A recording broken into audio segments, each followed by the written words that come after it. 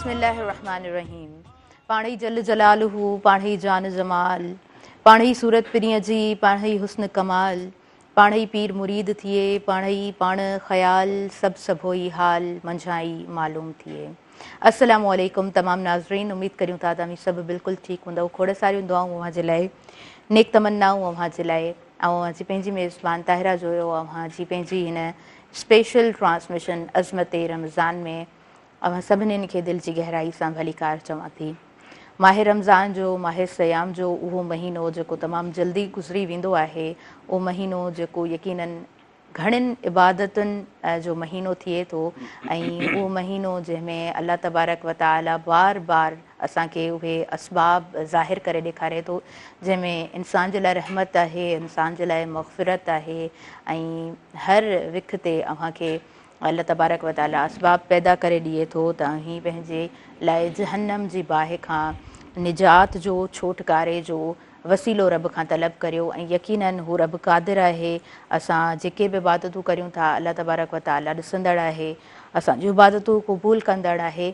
पर शर्त इहो आहे त दिलि जी सचाई सां इबादतूं कयूं वञनि, ऐं जेके बि इबादतूं कयूं था इत्मिनान सां इबादतूं करियूं। ऐं माह रमज़ान में मूंखे ईअं महसूसु थींदो आहे त जॾहिं जाइ नमाज़ ते मौजूदु हूंदा आहियूं त ध्यानु ॿिए हंधि कोन वेंदो आहे, असांजो ज़हन ॿिए हंधि डाइवर्ट कोन थींदो आहे। पर माह रमज़ान जे महीने खां अलावा, रोज़नि जे ॾींहंनि खां अलावा जेकॾहिं थोरो ध्यानु जेतिरो मां सम्झी सघी आहियां, जंहिंखे मां ॾिसी सघी आहियां, पंहिंजे एक्सपीरियंस में आणे सघी आहियां, त असां जाइ नमाज़ ते हूंदा आहियूं, नमाज़ अदा करे रहिया हूंदा आहियूं, पर किथे न किथे ध्यानु ॿिए हंधि असांजो ज़रूरु वेंदो आहे। वरी कोशिशि कंदा आहियूं त असां नमाज़ जी सूरत में मौजूदु आहियूं, नमाज़ पढ़ी रहिया आहियूं, पंहिंजे रब जे अॻियां मौजूदु आहियूं, असांजो परवरदिगार त असांखे ॾिसे पियो, अल्लाह तबारक व तआला असांखे ॾिसे पियो, त पोइ वरी असां कोशिशि कंदा आहियूं त असांजी कंसंट्रेशन ज़रूरु पंहिंजी इबादत ते हुअणु खपे। अॼु जे प्रोग्राम में इहो बि मुंहिंजे ख़्याल सां हिकिड़ो सुठो टॉपिक आहे, हिन ते ज़रूरु मां ॻाल्हाइणु चाहींदमि। नाज़रीन, अज़मत रमज़ान हीअ ट्रांसमिशन अव्हां ताईं पहुचे पई, जंहिंजो सहकार मौजूदु आहे नेल्सन पैंट्स, रंग ज़िंदगी जो आलम अयार जो नेशनल पैंट ब्रांड आहे, ऐं 25% एक्स्ट्रा कवरेज ॾींदो आहे, जंहिंसां घटि पैंट जी मिक़दार में अव्हीं वधीक जॻह खे रंग करे सघंदा आहियो। उन खां अलावा क्विज़ जो साथ मौजूदु आहे, क्विज़ ऐं रमज़ान ताज़गी मिठास जो बहितरीनु मिलाप। जॾहिं ही ट्रांसमिशन अव्हां ताईं पहुचे थी त हिननि जो साथ मौजूदु हूंदो आहे, जंहिंजे साथ सां ट्रांसमिशन अव्हां ताईं कामयाबी सां पहुचंदी आहे। नाज़रीन, माह सयाम जो महीनो जंहिंमें जॾहिं पाण इबादतूं करियूं था, ऐं इबादत खां पोइ मख़सूसु हिकिड़ो वक़्तु पाण वटि हूंदो आहे जंहिंमें पाण दुआऊं घुरंदा आहियूं, ऐं दुआ जॾहिं घुरी वेंदी आहे त बयानु ईअं थियल आहे त पहिरीं दुआ असां पंहिंजे वालिदैन जे लाइ घुरूं, ऐं जिन खे अल्लाह तबारक व तआला औलाद जी नेमत सां नसीब कयो आहे, उन्हनि खे औलाद जी नेमत ॾिनी आहे, त उहे पंहिंजे औलाद जे लाइ दुआ घुरनि, ऐं उन खां पोइ दुआ पंहिंजे लाइ घुरी वञे थी। ऐं दुआ जो जेको तरीक़ेकार आहे, गुज़िरियल प्रोग्राम में अलामा साहिब जिन सां मां उन ते ॻाल्हाए चुकी आहियां, वधीक अॼु जे प्रोग्राम में ॻाल्हाईंदासीं। मुंहिंजे प्रोग्राम में आयल जेके मुअज़्ज़िज़ महिमान आहिनि, उन्हनि जो तारुफ़ अव्हां सां कराईंदी हलां। ख़ूबसूरत अंदाज़ में गुफ़्तगू कंदड़ अल्लामा ताहिरुल ताहिरी साहिब जनाब तशरीफ़ फरमा आहिनि, तव्हांखे भलीकार चऊं था। अस्सलाम वालेकुम। वालेकुम अस्सलाम व रहमतुल्लाहि व बरकातहू। जी, अल्लामा साहिब खां अलावा ॿी सीट ते मूंसां गॾु मौजूदु आहिनि सरताज हफ़ीज़ ताहिरी साहिब, जेके नात ख़्वां आहिनि, ॾाढो सुहिणो उन्हनि जो आवाज़ु आहे। तव्हांखे बि दिलि जी गहराई सां असां भलीकार चऊं था अज़मत रमज़ान में। मां चाहींदसि त शुरूआति अव्हीं करियो ऐं हम्द सां शुरूआति करियो। أعوذ بالله من الشيطان الرجيم.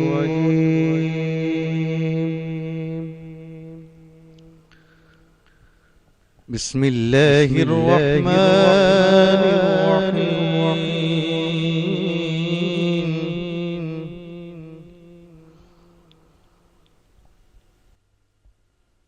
ألم نشرح لك صدرك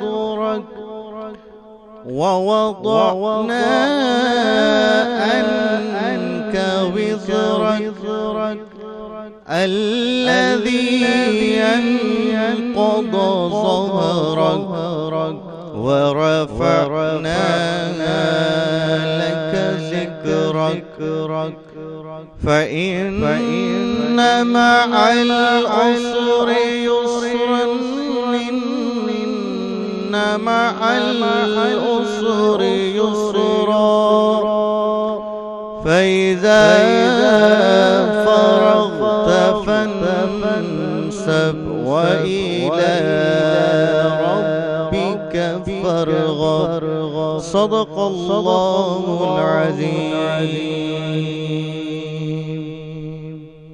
सुभान अल्लाह, माशा अल्लाह, ख़ूबसूरत अंदाज़ में प्रोग्राम खे असां अॻियां वधायूं पिया. अलामा साहब मौजूदु आहिनि. अलामा साहब ॾाढे सुहिणे अंदाज़ में किरत कई आहे सरताज हफ़ीज़ ताहिरी साहब. मां चाहींदसि त अव्हीं क़ुरान बाबति अॼु जे प्रोग्राम में असांजे नाज़रीन ताईं पंहिंजो बयानु पहुचायो. अल्हम्दुलिल्लाहि रब्बिल आलमीन वल आक़िबतु लिल मुत्तक़ीन वस्सलातु वस्सलामु अला सय्यिदिल अंबिया वल मुरसलीन व अला आलिहि व अस्हाबिहि अजमईन अम्मा बाद. अल्लाहुम्मा सल्लि व सल्लिम व बारिक अला सय्यिदिना व मौलाना मुहम्मदिन व अला आलिहि व अस्हाबिहि व बारिक व सल्लिम अलैहि. क़ुरान मजीद यक़ीनन अल्लाह तबारक व तआला जो पाक कलाम आहे ऐं क़ुरान मजीद जी मुख़्तलिफ़ जिहतूं आहिनि. हिकिड़ी जिहत आहे क़ुरान मजीद जी तिलावत जे एतिबार सां, उन जे मानी ऐं मफ़ाहीम जे एतिबार सां, उन जे अजर ऐं सवाब जे एतिबार सां, उन जे अहकामात ते अमल करण या अमल न करण जे एतिबार सां, क़ुरान मजीद जे शिफ़ा हुजण जे एतिबार सां, क़ुरान मजीद जे रहमत हुजण जे एतिबार सां ऐं क़ुरान मजीद जी तिलावत खे कहिड़े अंदाज़ में करिणो आहे उन एतिबार सां, यानी मुख़्तलिफ़ गोशा आहिनि. क़ुरान मजीद जे हवाले सां अगरि गुफ़्तगू कजे त मुख़्तलिफ़ टॉपिक्स निकिरी सघनि था. हा, बिल्कुलु बिल्कुलु. मां चाहींदुसि त कुझु शॉर्टली कुझु जेके आहिनि शॉर्ट उन्हनि में उन्हनि खे मां ज़िक्र कंदो हलां. हा हा, बिल्कुलु बिल्कुलु. क़ुरान मजीद जी जेका तिलावत आहे इहा अल्लाह तबारक व तआला वटि तमामु वधीक मक़बूल आहे. पर क़ुरान मजीद खे तिलावत कीअं करणु खपे? क़ुरान मजीद जीअं अल्लाह तबारक व तआला इरशाद फ़रमायो वरत्तिलिल क़ुरआन तरतीला, क़ुरान मजीद खे ठाहे ठाहे पढ़ो.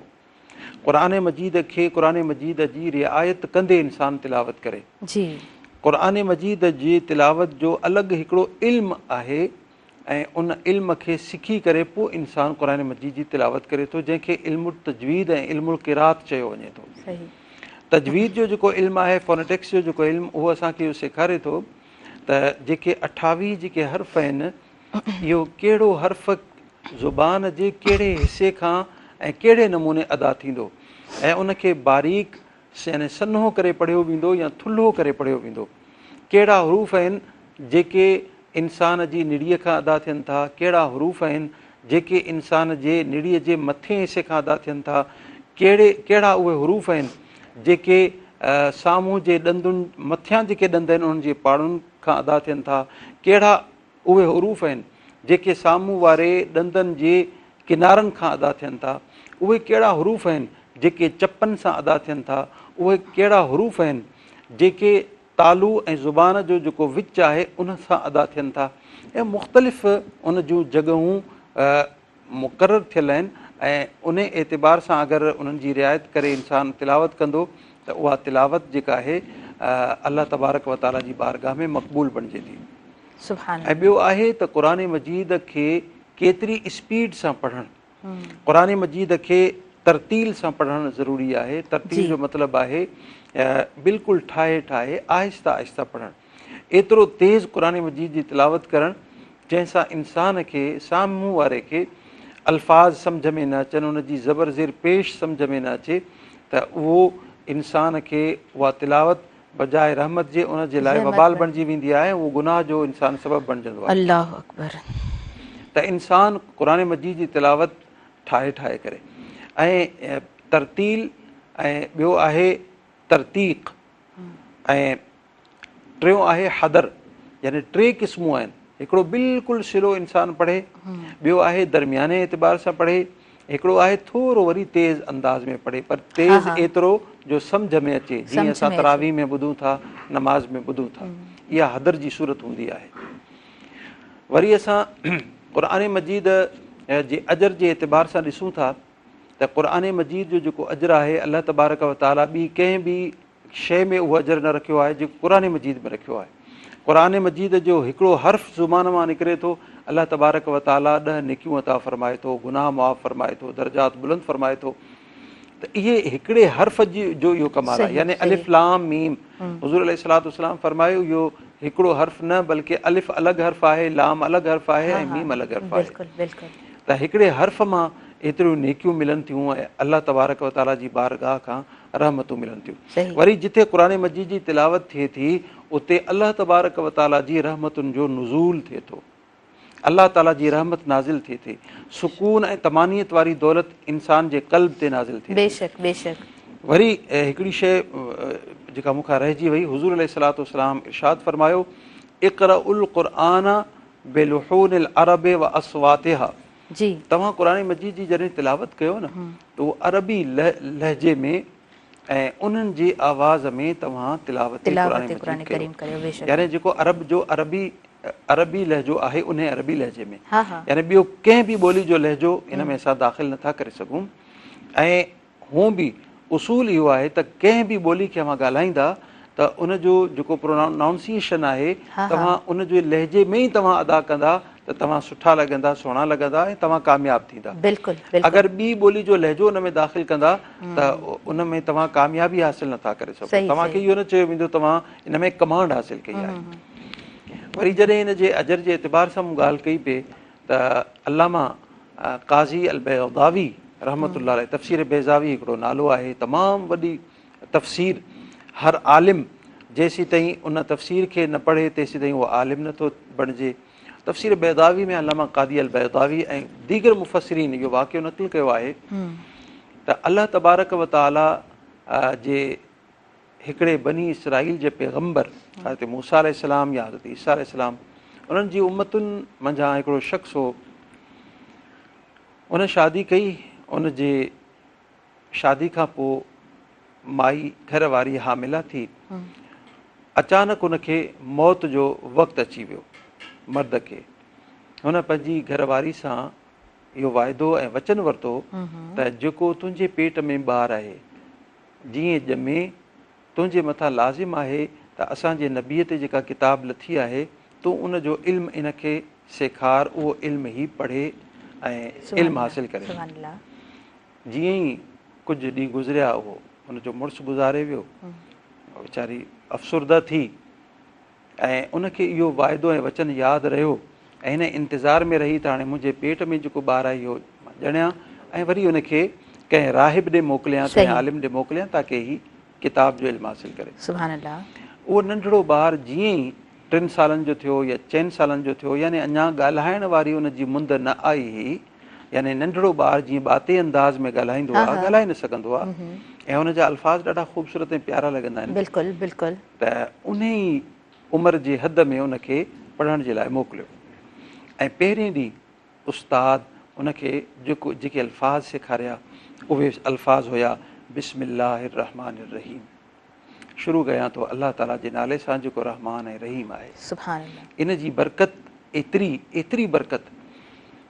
उनजो जेको वालिद हो उहो गुनाहगार हो ऐं अलाह ताला उनखे क़ब्र में अज़ाब ॾेई रहियो हो उन्हनि जे गुनाहनि जे नतीजे में। जीअं ई उन जे नंढिड़े पुट बिस्मिल्लाहिर रहमानिर रहीम पढ़ियो, अलाह तबारक व ताला उन जे पीउ जे मथां जेको अज़ाबे क़ब्र हुयो उहो ख़तमु करे छॾियो। सुभान अल्लाह सुभान अल्लाह। उहो अज़ाबे क़ब्र जॾहिं ख़तमु थियो त उन दौर जो जेको नबी उन ॾिठो, अलाह ताला खां अर्ज़ु कई या अल्लाह हिन क़ब्र में को अमल त कोन कयो आहे, हिन जो गुनाह कीअं माफ़ु थियो, हिन जो अज़ाब कीअं घटि थियो ऐं हीअ राहत में कीअं अची वियो। हिन को अमल त न कयो आहे, क़ब्र में को अमल करे कोन थो सघे। अलाह तबारक व ताला जी तरफ़ां इरशाद थियो त ए कलीम या ए ईसा रूहुल्लाह, हिन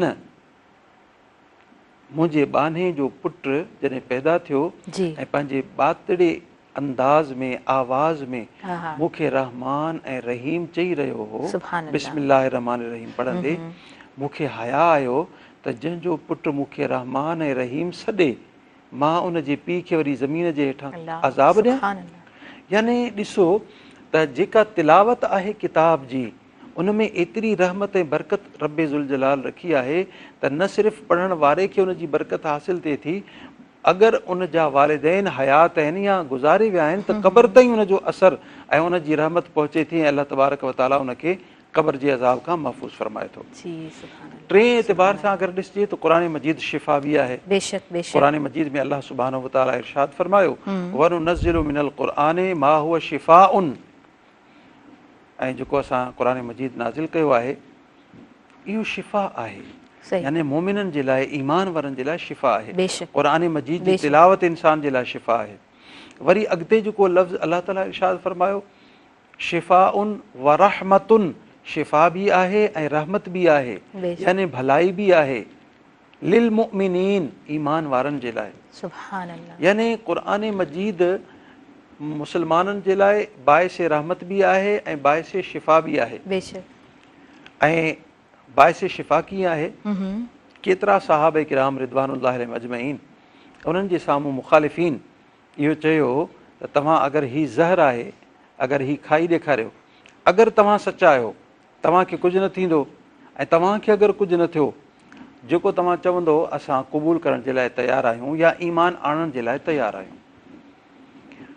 रिवायत में अचे थो सहाबी रसूल बिस्मिल्लाहिर रहमानिर रहीम पढ़ी हुन ज़हर खे जॾहिं खाधो त उन ज़हर उन जे वजूद में बिल्कुलु ज़रे बराबरि बि को नेगेटिव असरु न कयो आहे। सुभान अल्लाह। ऐं इहा बरकत आहे उन बिस्मिल्लाहिर रहमानिर रहीम उन आयत सगोरी जी बेशक। जेका क़ुरान मजीद में आहे, बेशक। ऐं इन क़ुरान खे अल्लाह तबारक व तआला शिफ़ा करार ॾिनो आहे ऐं मोमिननि जे लाइ रहमत करार ॾिनो आहे। सुभान त अल्लाह। उन सहाबी रसूल ज़हर बि खाधो, उहो ज़हर बिस्मिल्लाह जी बरकत सां उन जे मथां असर अंदाज़ न थियो। सुभान त इन मां असांखे ख़बर पई त क़ुरान मजीद मोमिननि जे लाइ शिफ़ा बि आहे अल्लाह। ऐं रहमत बि आहे। सुभान अल्लाह सुभान अल्लाह। अलामा साहब ज़रूरु जी कंटिन्यू जी जी कजो, बिल्कुलु। पर इजाज़त ॾियो त जी जी पहिरीं आउं ब्रेक वठां। अज़मत रमज़ान में साई जो वक़्तु थी वियो आहे।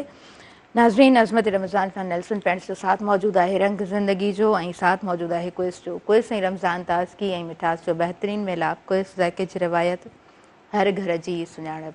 ऐं काॾे न वञिजो, ॾिसंदा रहिजो अज़मत रमज़ान।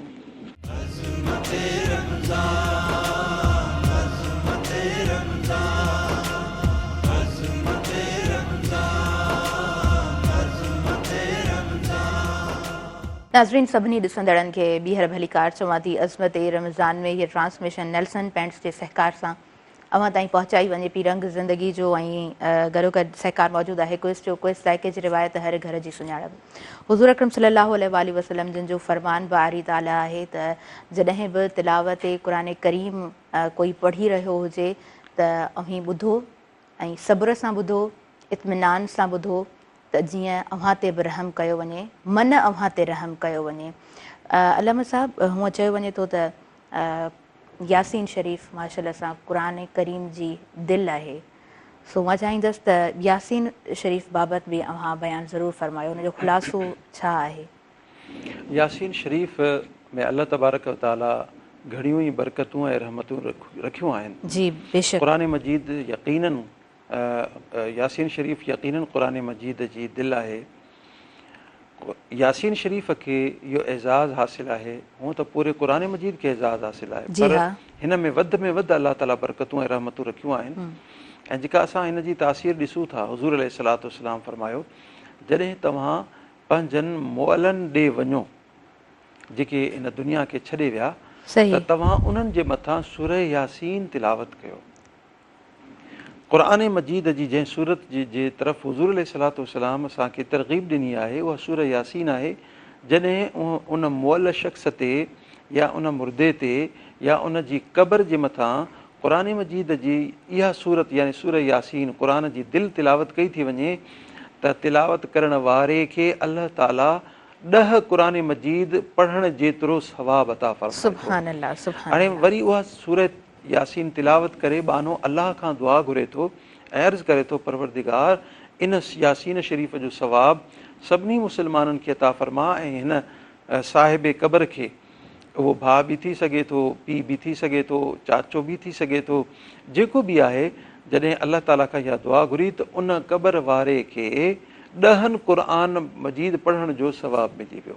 सुभान अल्लाह। वरी हिकिड़ी रिवायत में आयो त जेतिरा माण्हू उन मुक़ाम में मौजूदु आहिनि, जेतिरा मौजूदु आहिनि वरी एतिरे क़ुर मजीद सूरह यासीन पढ़ण जेतिरो सवाब अलाह ताला उन पढ़ण वारे खे अता फरमाईंदो। सुभान अल्लाह। यानी हिकिड़े यासीन शरीफ़ जे पढ़ण जे एवज़ में अलाह ताला उनखे एतिरियूं नेकियूं ऐं एतिरा अजर ऐं सवाब अता फरमाए थो। सुभान अल्लाह।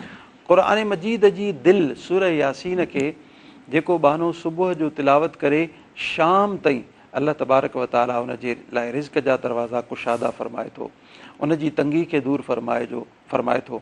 नागहानी आफ़तूं जेके ईंदियूं आहिनि, नागहानी जेके मुसीबतूं ईंदियूं आहिनि, तकलीफ़ूं ईंदियूं आहिनि, जंहिंसां इंसान खे शॉक लॻी वेंदो आहे, उन्हनि खां उहो महफ़ूज़ थी वेंदो आहे। वरी अगरि राति जो पढ़े थो त सुबुह ताईं इन्हनि सभिनी बुराइनि खां ऐं जेके शयूं बयानु थियूं उन्हनि सभिनी खां सुबुह ताईं वरी महफ़ूज़ रहिजी वेंदो आहे। क़ुर मजीद जी दिलि सूरह यासीन में अलाह तबारक व ताला इहा बरकत ऐं इहा रहमत ऐं इहा तासीर रखी आहे त जंहिं मक़सद ख़ातिर बानो क़ुर मजीद जी सूरह यासीन खे तिलावत कंदो, अलाह तबारक व ताला उन जे उन मक़सद में उनखे कामयाबी अता फरमाईंदो। यानी जंहिं मक़सद जी नियत करे उहो सूरह यासीन जी रोज़ाना तिलावत कंदो, उन मक़सद में अलाह तबारक व ताला उनखे उहा बरकत ऐं रहमत अता फरमाईंदो। सुभान अल्लाह। वरी जेको असां जी डिस्कस हले पई तरतीब सां, मां कुझु ॿ ॻाल्हियूं अञा ऐड कयां। रिवायत में अचे थो त क़ौमुनि जो उरूज ऐं जेको ज़वाल आहे उहो बि क़ुर मजीद जे एतिबार सां आहे। क़ौम खे जेको उरूज मिलंदो उहो बि क़ुर मजीद सां मिलंदो, ऐं जेको ज़वाल थींदो उहो बि क़ुर मजीद जे करे ज़वाल थींदो। यानी ज़ाहिर आहे इंसान जॾहिं क़ुर मजीद जे अहकामात खे पाबंदी सां अमल में आणींदो, पाबंदी सां उन ते कारबंद रहंदो, अमल कंदो, त उन्हनि खे उरूज मिलंदो। ऐं क़ुर मजीद जी तालीमात खां अगरि मुंहुं मोड़ींदो त उन क़ौम खे उन वक़्त खां ई ज़वाल उनजो शुरू थी वेंदो। अॼु असां ॾिसूं था त असांजे मुआशिरे खे, असांजो मुआशिरो जेको ज़वाल पज़ीर आहे, असांजी मईशत जेका ज़वाल पज़ीर आहे, असांजी जेका मुआशिरती जेका हैसियत ज़वाल पज़ीर आहे, उनजो सभ खां वॾे में वॾो कारण इहो बि आहे त असां क़ुर मजीद जी तालीमात खां मुंहुं मोड़े छॾियो आहे। ॿी त हर तालीम असां पिरायूं पिया, हर तालीम खे हासिलु करियूं पिया, पर क़ुर मजीद जी जेका हक़ीक़ी तालीम आहे, जेका मुस्लमान जी हक़ीक़ी रूह आहे इल्म जी, असां उनखे जॾहिं छॾियूं था त पोइ असांजो मुआशिरो, असांजी मईशत ऐं असांजो जेको अख़लाक़ियात हर एतबार सां असां ज़वाल पज़ीर थियूं था। वरी क़ुर मजीद में अलाह तबारक व ताला इहो बि एज़ाज़ रखियो आहे। हुज़ूर अलैहिस्सलातु वस्सलाम जन जी हदीस आहे, हदीस क़ुदसी, तिरमिज़ी शरीफ़ जी रिवायत आहे। अलाह तबारक व ताला फरमाए थो, मन शग़लहुल क़ुरआनु अन ज़िक्री व मसलती आतयतुहु अफ़दल मा उअतिय साइलीन औ कमा क़ाल। हुज़ूर अलैहिस्सलातु वस्सलाम फरमायो, अलाह ताला फरमाए थो, जेको बानो क़ुर मजीद जी तिलावत में ऐं उनखे सम्झण में, यानी ॿ ॻाल्हियूं आहिनि, हिकिड़ी तिलावत ऐं ॿी उनजी सम्झ, उनजी दिरायत, उनजी फ़क़ाहत ऐं उनजे मानी ते गौर ऐं ख़ौज़ ऐं उनजे उलूम ते इंसान जो जेको गौर ऐं फ़िक्र आहे, ऐं जंहिं शइ जी तरफ़ दावत ॾेई रहियो आहे क़ुर गौर ऐं फ़िक्र जी, उन तरफ़ इंसान गौर करे थो, ऐं उन गौर ऐं फ़िक्र ऐं यादि करण जे दौरान उनखे दुआ जो बि होश कोन थो रहे, सॼो ॾींहुं उन में मुनहमिक लॻो पियो आहे, मगन लॻो पियो आहे। हुज़ूर अलैहिस्सलातु वस्सलाम फरमायो, अलाह ताला फरमाए थो त मां उन बाने खे, जेके बि दुनिया में आहिनि बाना, मूंखां जेको घुरनि था, घुरण खां पोइ उन्हनि खे जेको ॾियां थो, उन क़ुर पढ़ण वारे खे बग़ैर घुरे उन्हनि खां वधीक बहितर मां अता फरमायां थो। हाणे असां अगरि गौर कयूं, अलाह ताला खां दुनिया में कहिड़ो बानो छा थो घुरे, असां डिसाइड नथा करे सघूं। को अलाह ताला खां रिज़्क़ थो घुरे, को दौलत थो घुरे, को शोहरत थो घुरे, को इज़त थो घुरे, को घरवारी थो घुरे, को बच्चा थो घुरे, को वालिदैन जी सिहत याबी थो घुरे, को नौकिरी थो घुरे, यानी कि मुख़्तलिफ़ शयूं थो घुरे। ऐं अलाह तबारक व ताला मुतलक़न फरमायो, यानी दुनिया में अलॻि अलॻि जेके घुरण वारा मूंखां घुरनि था, उन्हनि खे घुरण खां पोइ अलॻि अलॻि नेमतूं ॾियां थो। क़ुर पढ़ण वारे खे बग़ैर घुरे इहे सभई नेमतूं हुनजी झोली में मां अता फरमायां। क़ुर मजीद जे पढ़ण, सम्झण ऐं उनजे मथां गौर ऐं फ़िक्र ऐं उनजे अहकामात में तफ़कीर हासिल करणु जेका आहे, अल्लाह तबारक व ताला एॾो वॾो एज़ाज़ ऐं इनाम रखियो आहे, दुआ न बि घुरे त अल्लाह ताला बग़ैर घुरे उन बाने खे दुनिया जूं सभई दौलतूं ऐं नेमतूं उन जे हंज में उनखे अता फरमाए थो। सुभान अल्लाह, सुभान अल्लाह।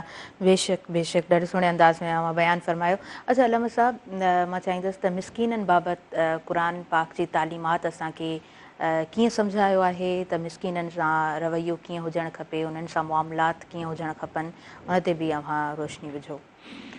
जेके मसाकीन आहिनि, ख़ासि तौर ते दीन इस्लाम ग़रीब, मिसकीन ऐं यतीम, उन्हनि जे लाइ दीन इस्लाम बुनियादी तौर ते असांजे अख़लाक़ियात में इहा शइ शामिलु कई आहे त जेको बि मुस्लमान आहे उन जे मथां लाज़िम आहे त उहो जेके टे किरदार जेके मुआशरे में असांजे साम्हूं मौजूदु आहिनि, यतीम जी सूरत में, मिसकीन जी सूरत में ऐं ग़रीब, मिसकीन ऐं यतीम, जेको बि ग़रीब माण्हू जेको बिल्कुलु मुस्तहिक़ आहे उहो ग़रीब, ऐं मिसकीन उनखे चयो वेंदो आहे जंहिं वटि हिकिड़े वेले जो खाधो मौजूदु हुजे ऐं ॿिए वेले जो खाधो मौजूदु न हुजे, उनखे मिसकीन चइबो आहे। ऐं यतीम नंढपिण में जंहिंजा वालिदैन, जंहिंजो वालिद गुज़ारे वञे, उनखे यतीम चइजे थो।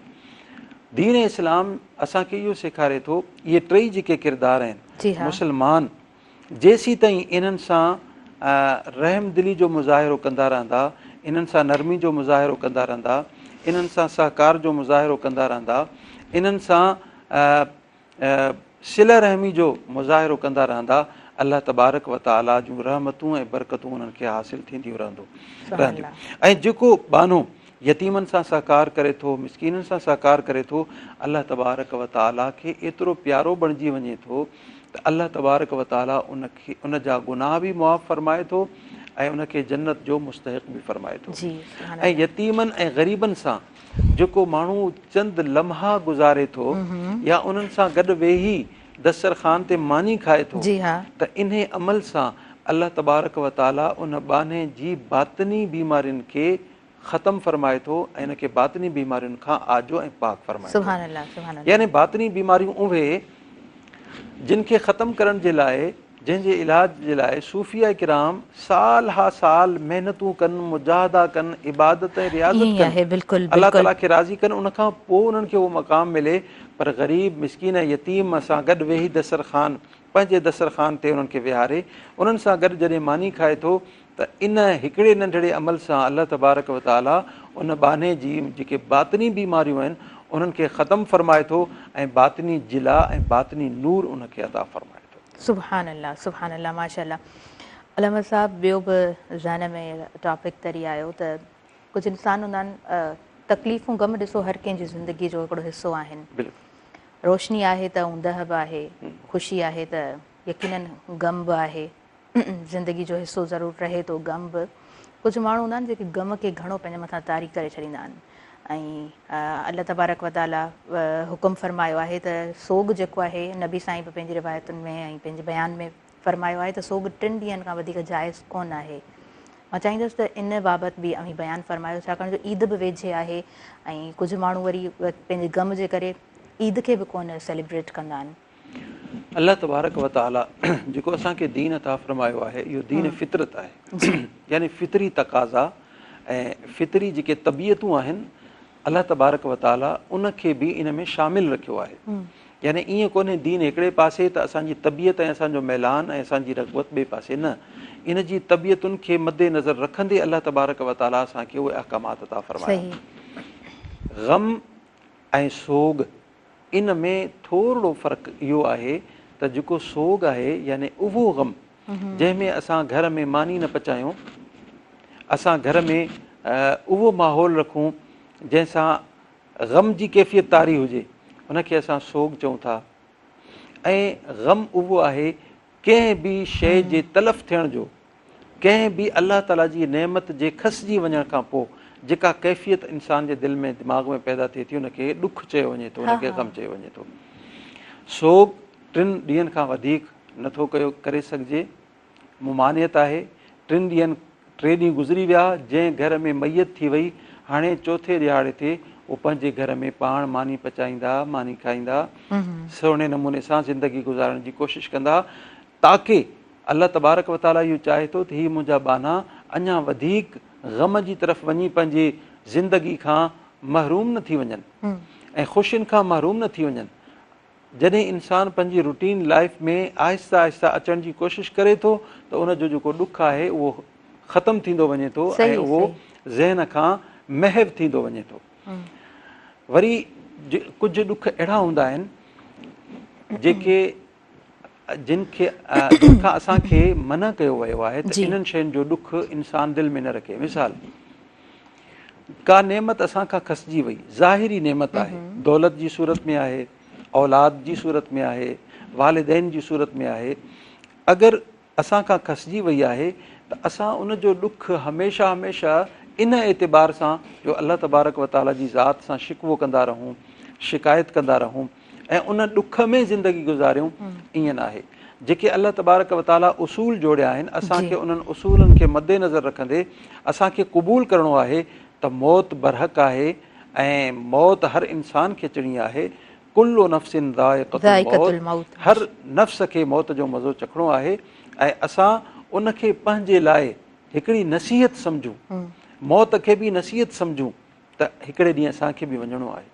जॾहिं कंहिंजो जनाज़ो पढ़ूं त असां इहो महसूसु कयूं त हिकिड़े ॾींहुं ईअं ई मुंहिंजो बि जनाज़ो पढ़ियो वेंदो। जॾहिं जनाज़े खे कुल्हे ते खणूं, असां कुल्हे कांधी थियूं त असां इहो सम्झूं त कॾहिं ईअं ई मां बेबस हूंदुसि ऐं मूंखे इनखे त जनाज़ो नसीबु थियो, कफ़न नसीबु थियो, कुल्हो नसीबु थियो, मूंखे अलाए थींदो बि या न। ऐं अगरि थियो बि त हिकिड़े ॾींहुं मूंखे बि ईअं कुल्हे ते खणी ऐं मुक़ाम ॾे, क़बर ॾे मूंखे वञी पहुचाईंदा ऐं क़बर में लाहे मुंहिंजे मथां बि मिटी विझी, मिटीअ जा मण विझी उनखे लताड़ींदा ऐं मूंखे अकेलो तनहा क़बर में छॾींदा। त उन मां सबक़ु हासिलु करण जी ज़रूरत आहे। ऐं जंहिंखे ॾुखु थिए, हदीस शरीफ़ में अचे थो, उन बाने खे खपे त मिठे जो इस्तेमालु करे। साहब कथा कलामी मुआफ़ कजो, तव्हां ज़रूरु बयानु फरमाइजो। मां इंटरप्ट त न करणु चाहींदी आहियां, पर मूंखे ब्रेक जी तरफ़ अॻियां वधिणो आहे। वधीक मां अलामा साहब खां कंटिन्यू कराए पोइ अॻियां वधंदसि। नाज़रीन, अज़मत रमज़ान में ब्रेक जी तरफ़ वधूं पिया। नेल्सन पेंट्स जो साथ मौजूदु आहे रंग ज़िंदगी जो, ऐं साथ क्विज़ जो मौजूदु आहे। क्विज़ ज़ाइक़े जी रिवायत, हर घर जी सुञाणप। काॾे न वञिजो, ॾिसंदा रहिजो अज़मत रमज़ान।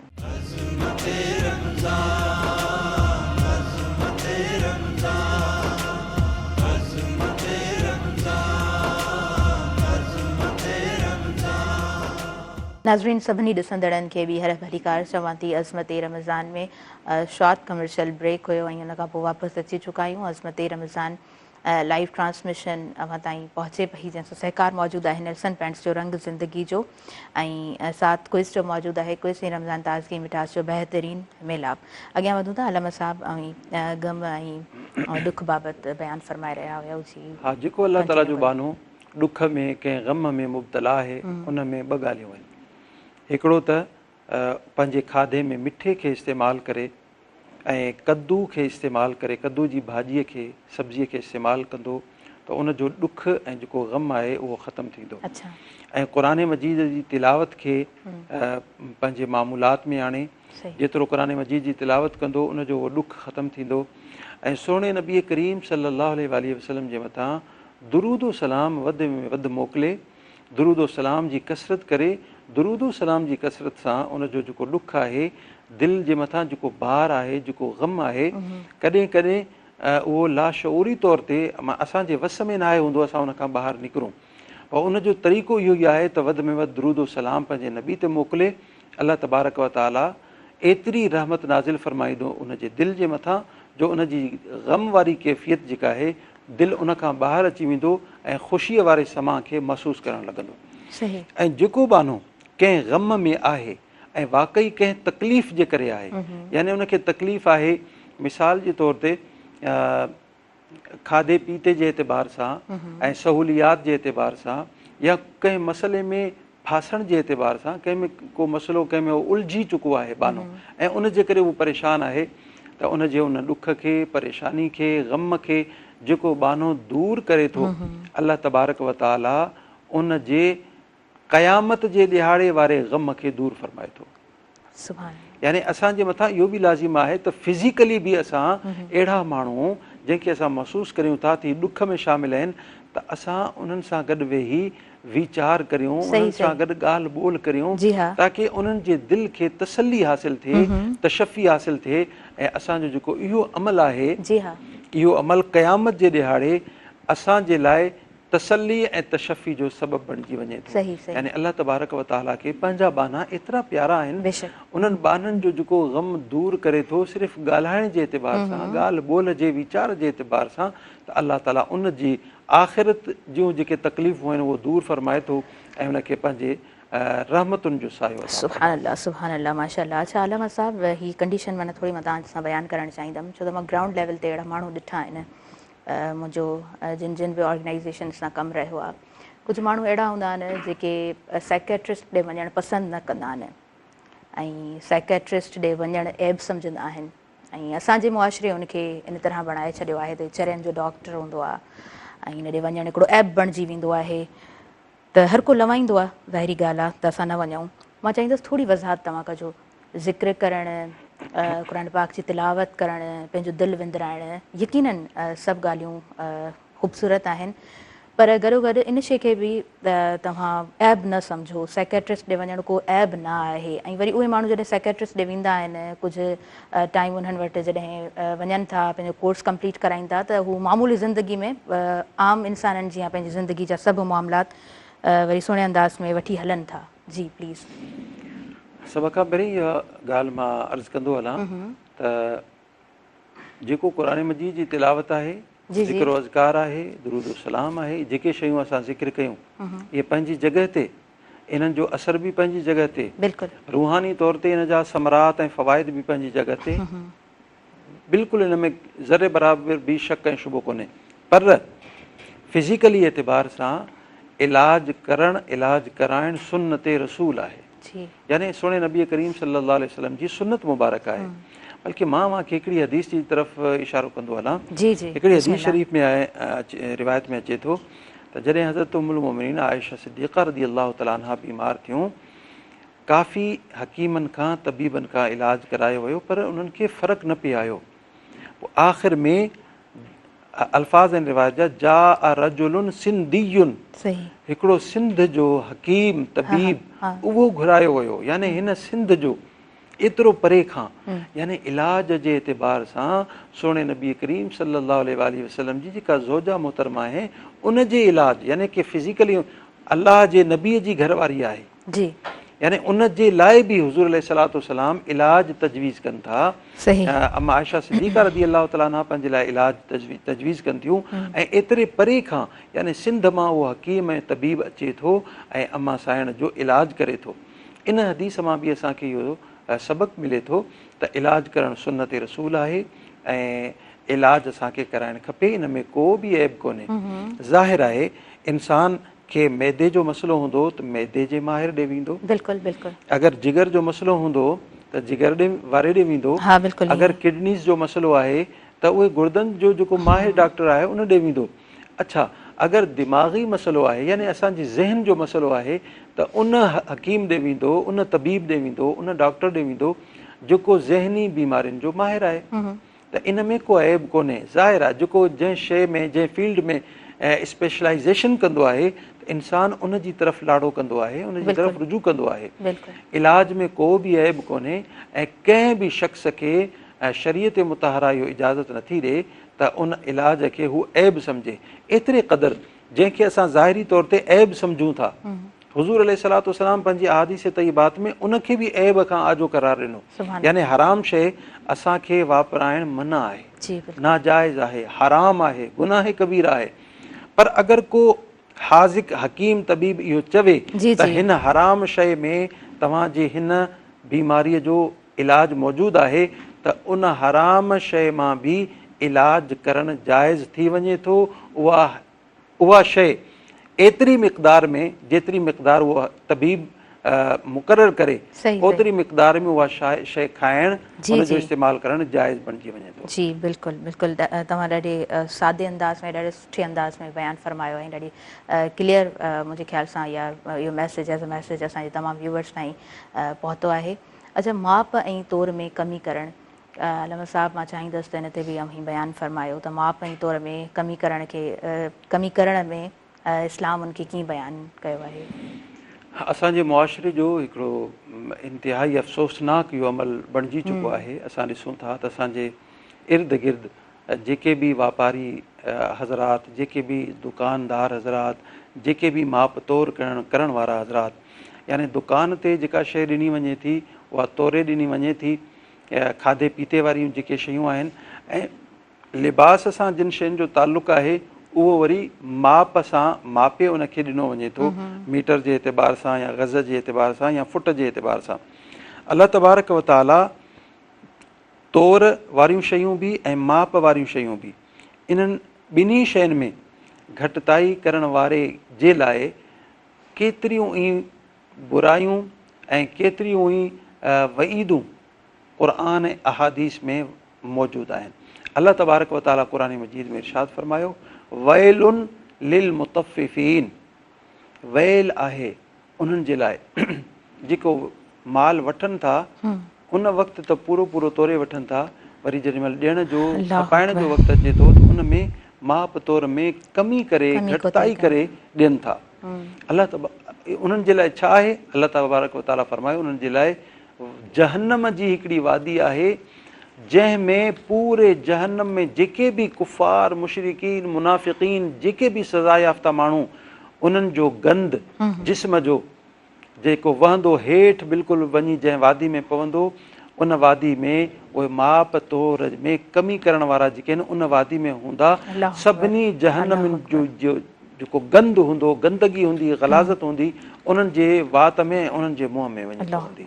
अॼु असां ॾिसूं, असांजे कपिड़े खे थोरी नजासत लॻे थी, असांजी तबियत गवारा नथी करे, ऐं जहन्नम में अलाह ताला पंहिंजे हिफ़्ज़ अमान में रखे, अगरि को शख़्स जहन्नम में वरी सभिनी जहन्नमिन जो गंद ऐं गलाज़त ऐं गंदगी उनजे वात में, उनजे कन में, उनजे अखियुनि में, उनजे मुंहं ते पवे त छा उनजो हशर ऐं उनजो हाल थींदो। लिहाज़ा क़ुरान मजीद में अल्लाह तबारक व तआला इरशाद फरमायो, वज़िनू बिलक़िस्तासिल मुस्तक़ीम, तव्हां माप तौर जेका कयो था उहो बिल्कुलु पूरी पूरी कयो, मुस्तक़ीम, बिल्कुलु बराबरि बराबरि।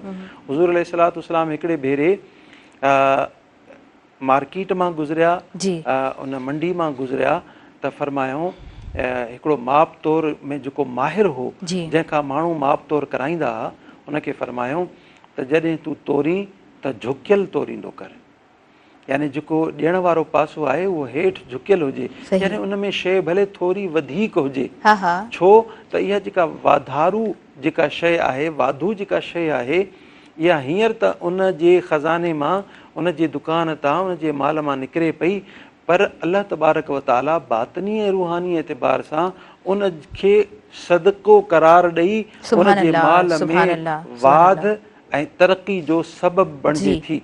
ऐं असां ॾिसूं था त अहिड़ा जेके दुकानदार, अहिड़ा माप तौर करण वारा, उहे वधाए शइ ॾियनि था। क़ाइदो त इहो आहे, उसूल इहो आहे, मार्केटिंग वारा इहे चवंदा त जेको वधीक ॾिए थो उनजो माल जल्दी ख़तमु थींदो, लॉस में वेंदो। पर अल्लाह तबारक व ताला उन जे लॉस खे अहिड़ी रूहानी तौर ते, बातिनी तौर ते बरकत अता फरमाए थो त उहो थोरो बि उन जे लाइ घणो बणिजी वञे थो, सुभान अल्लाह, उन जे लाइ आसाइश जो सबबु बणिजी वञे थो, रहमत ऐं बरकत जो सबबु बणिजी वञे थो। बेशक, सुभान अल्लाह। अच्छा अलमा साहब, अमानत रखणु उहो त ॾाढो ईज़ी आहे ॾिसणु इन मामले खे, त कोई कंहिं वटि कुझु रखाए थो, वरी उन ई सूरत में उनखे उहो वापसि कयो वञे, पर इस्लाम इन्हनि बारीक बारीक शयुनि खे ॾाढो ख़ूबसूरत अंदाज़ में बयानु कयो आहे। मां चाहींदसि त अमानत ॾियण वारो ऐं अमानत रखण वारो उन ते इस्लाम जीअं बयानु फरमायो आहे, अमीं उन ते रोशनी विझो।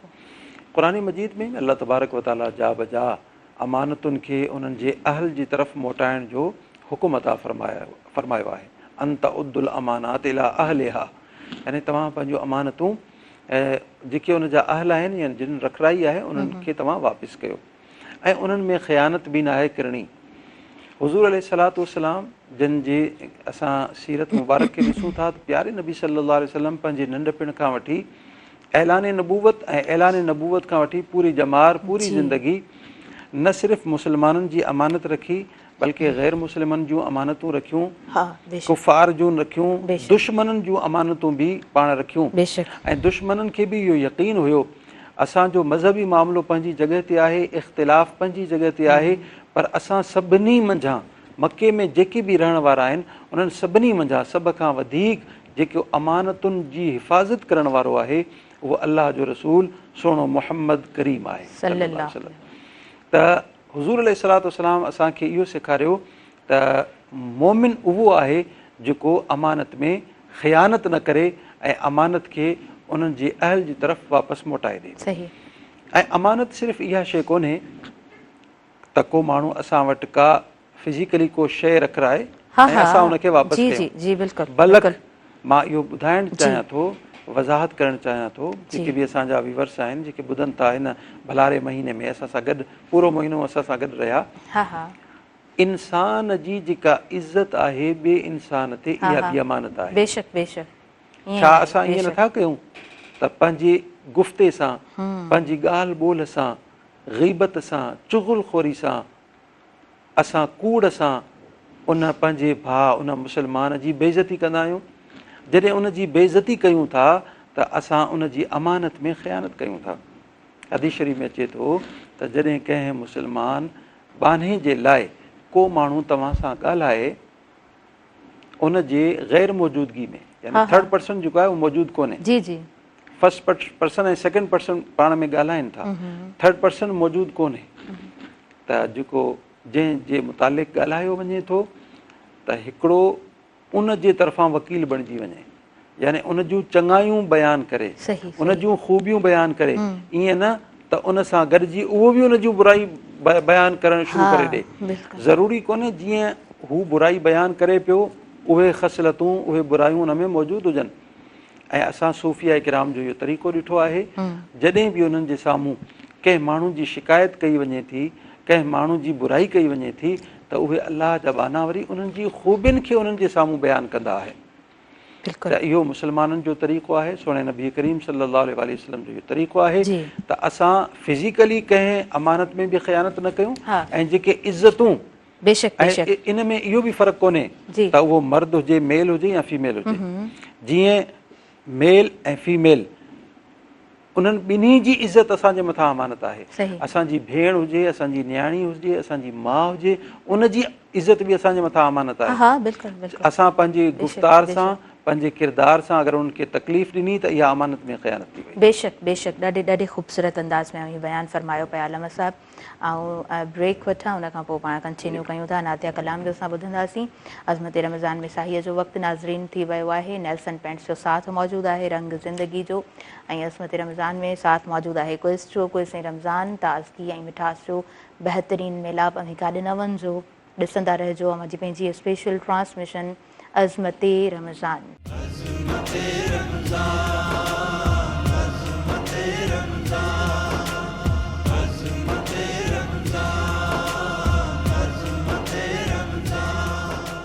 नाज़रीन, सभिनी ॾिसंदड़नि खे आऊं ॿीहर भलीकार चवां थी, अज़मत रमज़ान में ख़ूबसूरत महफ़िल अवां ताईं पहुचाई वञे पई नेल्सन जे साथ सां।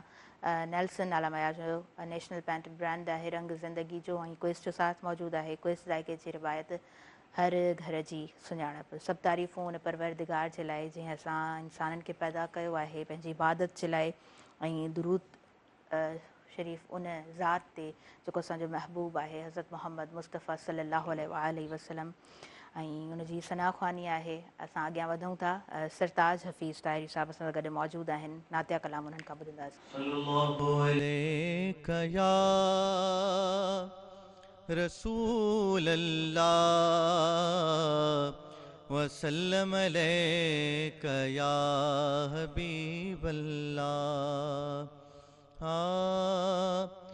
खुलकन जा तुझे जुल्फन जा, खुलकन जा तुझे जुल्फन जा, कंदो मालिक पाण बयान आ तू नूरवा, अल्लाह जो तो ते आशिक सारो जहान आ, खुलकन जा तुंहिंजे ज़ुल्फ़न जा खुलकन जा तुंहिंजे ज़ुल्फ़न जा कंदो मालिक पाण बयान वा तूं नूर वा अल्लाह जो तो ते आशिक सारो जहान वा तूं नूर वा अल्लाह जो तो ते आशिक सारो जहान आ तुंहिंजो चेहरो नूरी निर्मल तूं आ सब नबियुनि जो मुरसल तुंहिंजो चेहरो नूरी निर्मल तूं आ सब नबियुनि जो मुरसल रब न चवाए ॿियो सभ मां चवा रब न चवाए ॿियो सभ मां चवा तुंहिंजो अहिड़ो मथां हूं शान वा तूं नूर वा अल्लाह जो तो ते आशिक सारो जहान आ तूं नूर वा अल्लाह जो तो ते आशिक सारो जहान आ तुंहिंजे मथां सब सूंह ख़त्म आ तुंहिंजो कसम तुंहिंजो नूर जिस्म आ तुंहिंजे मथां सब सूंह ख़त्म आ तुंहिंजो कसम तुंहिंजो नूर जिस्म आ जन बि ॾिठा जलवा तुंहिंजा जन बि ॾिठा जलवा तुंहिंजा तिन सभु कुझु कयो कुर्बान वा तूं नूर वा अल्लाह जो तो ते आशिक सारो जहान आ आदम खां वठी ईसा ताईं चवंदा वया सभ तोले साईं आदम खां वठी ईसा ताईं चवंदा वया सब तोले साईं हर को नबी हीअं चए थो पिरी हर को नबी हीअं चए थो पिरी तुंहिंजो अहिड़ो मथां हो शान वा तूं नूर वा अल्लाह जो तो ते आशिक सारो जहान आ नजर नदीम अलीअ ते सदाई कर तूं मदीने वारा साईं नजर नदीम अलीअ ते सदाई कर तूं मदीने वारा साईं शान महेसर छा मालिका शान महेसर छा मालिका तुंहिंजो शान सॼो क़ुरआन वा तूं नूर वा अल्लाह जो तो ते आशिक सारो जहान आ तूं नूर वा अल्लाह जो तो ते आशिक सारो जहान आ सुभान अल्लाह माशाअल्लाह ॾाढो ॾाढो ख़ूबसूरत कलाम ऐं ॾाढो ख़ूबसूरत तव्हांजो आवाज़ अॻियां वधूं था अलामा ताहिरुल ताहिरी साहिबु जनाब मौजूदु आहिनि अलामा साहिबु मां पंहिंजी गुफ़्तगू में माशाअल्लाह जॾहिं कनेक्ट कंदा हुयो त सूफ़िया ऐं करामनि जी ज़िंदगी उन बाबति बि अव्हां ॻाल्हाईंदा आहियो अव्हां खे अल्लाह पाक इल्मु नसीब फ़रमायो आहे मां चाहींदसि त सूफ़िया ऐं करामनि जी ज़िंदगी बाबति अवी केतिरी रिसर्च करे सघिया आहियो केतिरो पढ़ी सघिया आहियो थोरो समराइज़ करे सम्झाइजो असांखे सूफ़िया किराम दुनिया ते धरती ते उहो किरदारु आहे जेको हक़ीक़ी इस्लाम जो अलम बरदार आहे यानी हुज़ूर अलैहिस्सलातु वस्सलाम जी तालीमात खे जंहिं उन जी रूह सां जंहिं सम्झो आहे उहे सूफ़िया किराम आहिनि ऐं सूफ़िया किराम जी तरबियत जो अंदाज़ ऐं उलमा जो तरबियत जो अंदाज़ थोरो मुख़्तलिफ़ हूंदो आहे ज़ाहिर बीन जेके उलमा आहिनि उन्हनि में कुझु तशद्दुद हूंदो आहे पर सूफ़िया किराम हिकिड़ी ख़ासि हिकमत अमली सां हुज़ूर अलैहिस्सलातु वस्सलाम जे उन दीन खे ॿियनि ताईं पहुचाइण जी बि कोशिशि कंदा आहिनि ऐं पाण बि उन्हनि ते अमल करण जी कोशिशि कंदा आहिनि ज़ाहिर बीन उलमा मंझां जेके आलिम सगुरा उन्हनि जो ज़ोर सिर्फ़ु ॿियनि ताईं दीन पहुचाइण जो हूंदो आहे ऐं पंहिंजी उन्हनि जी जेका ज़ात आहे उन ते एतिरो ख़ासि फोकस न आहे हूंदो अक्सर इहो ॾिठो वियो आहे पर जेके सूफ़िया किराम आहिनि सूफ़िया सां वाबिस्ता जेके उलमा किराम आहिनि जिथे उहो पंहिंजी ज़ात ते उहो शइ फोकस कनि था इस्लामी तालीमात खे हुज़ूर अलैहिस्सलातु वस्सलाम जे दीन खे क़ुरान मजीद जी तालीमात खे उन सां गॾोगॾु मुआशिरे में जेके बि माण्हू आहिनि उन्हनि खे बि उन तरफ़ राग़िब करण जी कोशिशि कनि था पंहिंजे किरदार सां, पंहिंजे इल्म सां, पंहिंजे अकुल सां, पंहिंजी तफ़हीम सां, हिकमत अमली सां। ऐं सूफ़िया किराम दुनिया ते उहे वाहिद हस्तियूं आहिनि, वाहिद किरदार आहे जंहिंजे वजूद सां दुनिया में अमन बाक़ी आहे। यानी दुनिया में अगरि अमनो अमान बाक़ी आहे त इन सूफ़िया किराम जे वजूद सां बाक़ी आहे। इहे सूफ़िया किराम आहिनि। अगरि हिकिड़ो अलाह ताला जो नेक बानो, अलाह ताला जो दोस्त, अच्छा जॾहिं असां सूफ़ी लफ़्ज़ चऊं था इन मां मुराद इहो कोन्हे त उहो शख़्स जंहिंजे ॻिचीअ में गाना पातल आहिनि ऐं अल्फ़ी चोलो पातल आहे ऐं बिल्कुलु गंदो ऐं गदरो इंसानु जंहिंखे कंहिं बि शइ जो होश कोन्हे, न नमाज़ जो, न रोज़े जो, न कंहिं बि शइ जो। सूफ़ी उनखे चयो वञे थो जेको क़ुर मजीद जी ज़ाहिरी इल्म खां बि वाक़िफ़ु हुजे ऐं क़ुर मजीद जे बातिनी इल्म खां बि वाक़िफ़ु हुजे, उहो सूफ़ी आहे।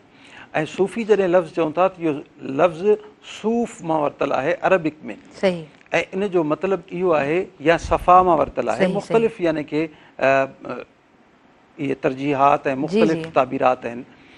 अगरि सूफ़ मां वरितलु हुजे त इन जो मतिलबु आहे त उहे माण्हू जेके आम लिबास सूफ़ जो यानी ॿोरीअ जो जेको टाट उन जो लिबास पाईंदा आहिनि, सादो लिबास, उन्हनि खे सूफ़ी इन सूफ़ जे लिबास जे करे या उन जे लिबास जे करे। या वरी अगरि सफ़ा मां वरितलु आहे त इन जो मतिलबु इहो आहे त उहे अलाह ताला जा नेक बाना जेके सभ खां पहिरीं पंहिंजे दिलि जी क़ल्ब जी सफ़ाई कनि था, जेके बि रूहानी बुरायूं आहिनि उन्हनि जो ख़ात्मो कनि था ऐं उन्हनि जो ख़ात्मे करण खां पोइ अलाह ताला जी मख़लूक खे अलाह ताला सां उन जो तालुक़ु ॻंढीनि था, तालुक़ु जोड़ीनि था। कुझु माण्हू मुस्लमाननि जो तालुक़ु अलाह खां टोड़े रहिया हूंदा आहिनि, कुफ़ुर जो फ़तवो लॻाए, शिरक जो फ़तवो लॻाए, बिदत जो फ़तवो लॻाए। हा, अगरि सही आहे ऐं वाक़ई उन में शिरक वारियूं जी शयूं मौजूदु आहिनि त बिल्कुलु नो डाउट उहो मुशरिक थी वेंदो। पर दुनिया जो हर इंसानु, यानी मां अगरि ख़ुदा न ख़ास्ता इहो सम्झां आला अरफ़ा ऐं कामिल मुस्लमान सिर्फ़ु मां आहियां ऐं मूंखां अलावा सॼी दुनिया जेका आहे उहा कुफ़ुर में आहे, त इहो सभिनी खां वॾे में वॾी तफ़रीक़ेबाज़ी आहे। ऐं अल्लाह तबारक व तआला तफ़रीक़ेबाज़ी खां मना फरमायो आहे।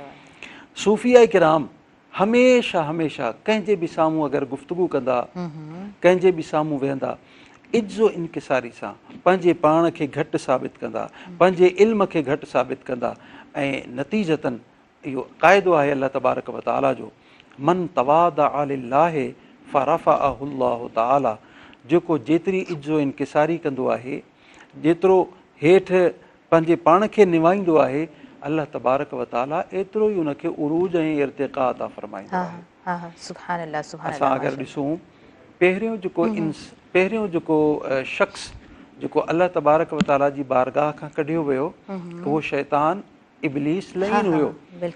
उनखे जॾहिं तड़ियो वियो ऐं उन जे मुक़ाबले में फ़रिश्ता हुया, अल्लाह ताला ॿिन्ही खे सभिनी खे हुकुम ॾिनो त आदम खे सजदो कयो, हिकिड़े न कयो बाक़ी सभिनी कयो। हज़रत आदम अलैहिस्सलाम जे साम्हूं जेके झुकी विया, पंहिंजे पाण खे हेठि कयूं, पंहिंजे पाण खे घटि कयूं, अल्लाह ताला जे हुकुम जे मुताबिक़ अल्लाह ताला उन्हनि खे पंहिंजो क़ुर्ब एतिरो अता फ़रमायो क़यामत ताईं उहो अल्लाह ताला जे रहमतुनि जे साए में। सुभान अल्लाह। उहे फ़रिश्ता हमेशह नूरी मख़लूक, उन्हनि जी ग़िज़ा बि इबादत आहे, उन्हनि जी ख़ुशी बि इबादत आहे, उन्हनि जो हर लम्हो लम्हो इबादत आहे। बेशक बेशक। ऐं जंहिं तकबुर कयो, वॾाई कई, पंहिंजे पाण खे वॾे इल्म वारो सम्झियो, वॾे अमल वारो सम्झियो ऐं साबित करण जी कोशिशि कई त मां वॾो आहियां, अल्लाह तबारक व तआला उनखे हमेशह हमेशह जे लाइ पंहिंजे रहमतुनि खां परे करे छॾियो ऐं लानतुनि जो मुस्तहिक उनखे करार ॾेई छॾियो। त असां अगरि हिन ते गौर ऐं फ़िक्र कयूं त असांखे इहो नज़र अचे थो त सूफ़िया किराम उहे आहिनि जेके दुनिया में पॉज़िटिव किरदार अदा कनि था, मख़लूक ख़ुदा जो ताल्लुक़ु ख़ुदा सां ॻंढीनि था ऐं मख़लूक ख़ुदा जे दिलि में ख़ुदा जी मुहबत ऐं मारिफत पैदा करण जो सबबु बणिजी वञनि था। सुभान अल्लाह, माशाअल्लाह माशाअल्लाह जनाब, ॾाढे सुहिणे अंदाज़ में बयानु फरमायो आहे। ब्रेक वठूं था, हुन खां पोइ प्रोग्राम खे अॻियां वधायूं था। अज़मत रमज़ान में साथ निल्सन पेंट्स जो मौजूदु आहे, रंग ज़िंदगी जो, ऐं नाज़रीन साथ मौजूदु आहे क्विज़ जो। क्विज़ ज़ाइक़े जी रिवायत त हर घर जी सुञाणप। स्टार जो मज़ो तॾहिं ईंदो आहे जॾहिं क्विज़ जो थधो शरबत हुजे गॾु। अमी काॾे न वञिजो, ॾिसंदा रहिजो अज़मत रमज़ान।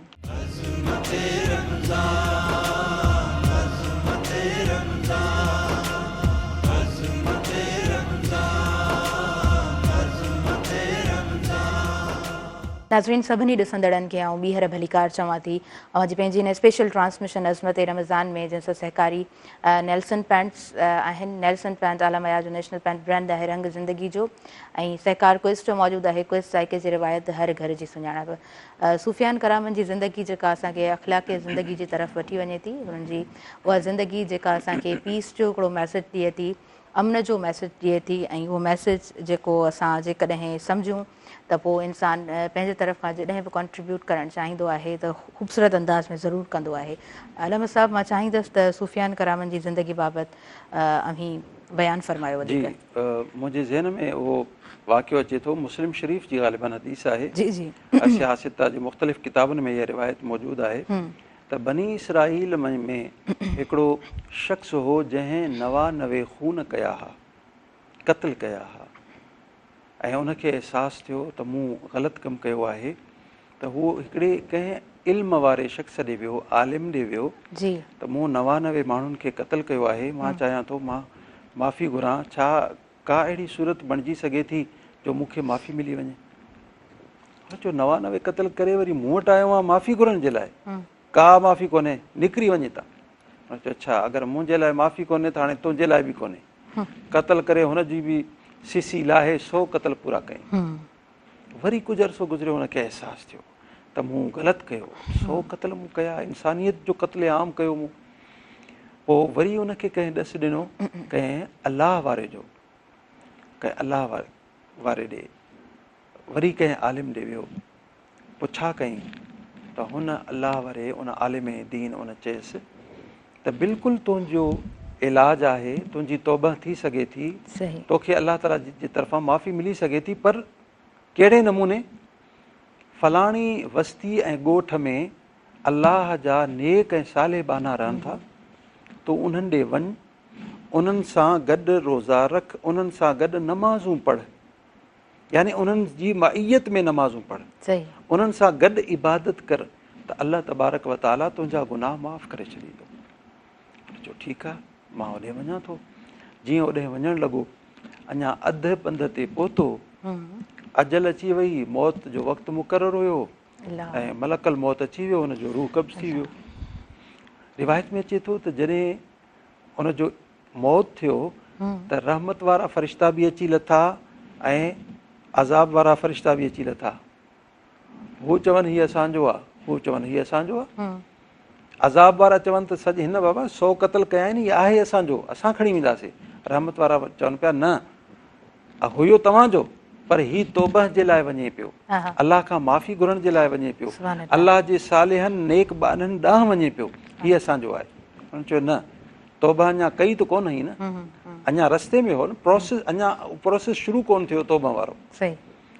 उन्हनि जो जहिड़ो अलाह तबारक व ताला जी बारगाह में पेश कयो वञे थो, या अलाह हीउ तनाज़ो थियो आहे, हाणे जेको तूं फ़ैसिलो करीं करीम परवरदिगार, असां उन ते अमल कयूं। अलाह तबारक व ताला फरमायो त तव्हां ॿई वञी ज़मीन खे मापियो, जिते हुनजो इंतिकाल थियो आहे, जंहिं पासे ज़मीन घटि आहे उहे फ़रिश्ता उनखे खणी वेंदा। अगरि अलाह जे वलीअनि जे पासे ज़मीन घटि आहे त माना घणो सफ़र उन्हनि ॾांहुं कयो अथई ऐं उन्हनि जे वेझो अची वियो आहे, उहे फ़रिश्ता उनखे खणी वञनि रहमत वारा। अगरि हिन पासे घटि आहे, जंहिं तरफ़ जंहिं पंहिंजे घर खां हलियो, त अज़ाब वारा फ़रिश्ता उनखे खणी वेंदा। दर हक़ीक़त हुयो ईअं मसइलो त अञा उनजो सफ़र घटि थियो हो, अलाह जे वलीअनि ॾे अधु पंधु बि हुनजो कोन थियो, अधु खां घटि हुयो। अलाह तबारक व ताला अलाह जे वलीअनि वारे पासे जेका जॻह हुई, जंहिं पासे वञी रहियो हो, उन ज़मीन खे हुकुम ॾिनो त तूं सुकिड़जी वञ, सोढ़ी थी वञ। उहा ज़मीन सोढ़ी थी वई, ऐं जॾहिं मापियो वियो त हुन तरफ़ वारा फ़रिश्ता, रहमत वारा फ़रिश्ता, उहे उनखे खणी वञनि था ऐं अलाह ताला जे रहमतुनि जे साए में उन रूह खे रखनि था।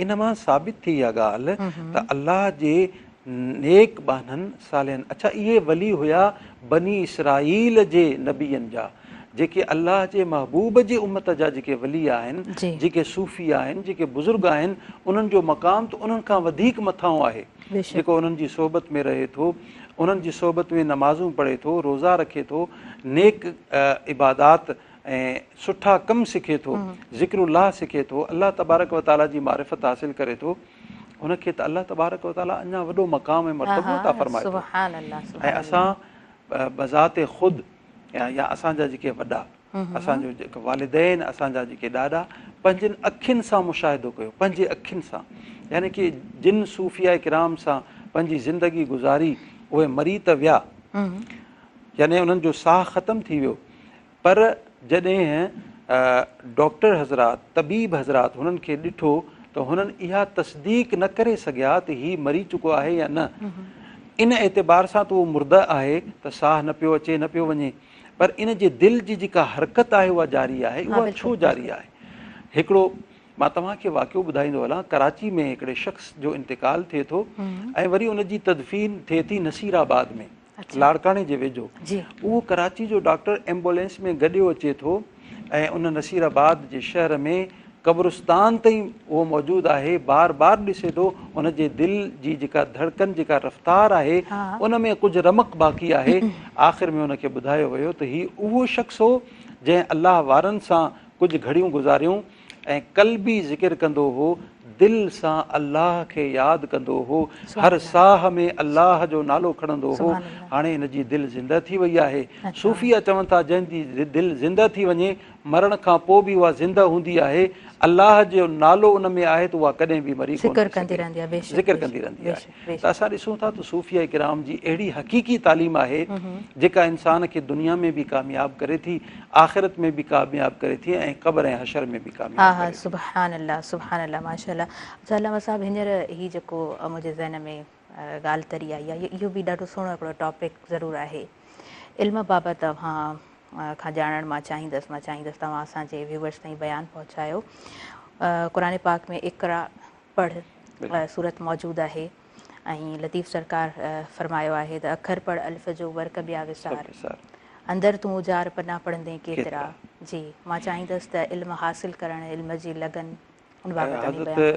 जी बिल्कुलु। हज़रत शाह अब्दुल लतीफ़ भिटाई रहमतुल्लाह अलैह जे इन शेर ऐं क़ुरान मजीद जी हिन आयत खे जॾहिं असां मिलायूं था त असांखे जेको नतीजो मिले थो, क़ुरान चवे थो इक़रा, यानी वही जो पहिरियों जेको लफ़्ज़ आहे, जेका स्टार्ट आहे, जेको आगाज़ आहे, जेका इब्तिदा आहे, उहो इक़रा जे लफ़्ज़ सां आहे, यानी इल्मु पढ़ण जे उन जो ताल्लुक़ु इल्म सां आहे, यानी पढ़ो अल्लाह तबारक व ताला जे नाले सां।